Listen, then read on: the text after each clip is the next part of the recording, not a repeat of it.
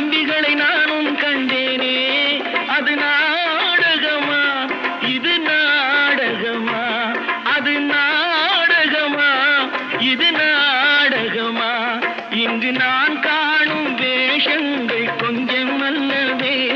நான் இது போன்ற வேஷத்தில் வந்ததில்லையே. அம்மம்மா தம்பி என்று நம்பி அவன் உன்னை வளர்த்தான்.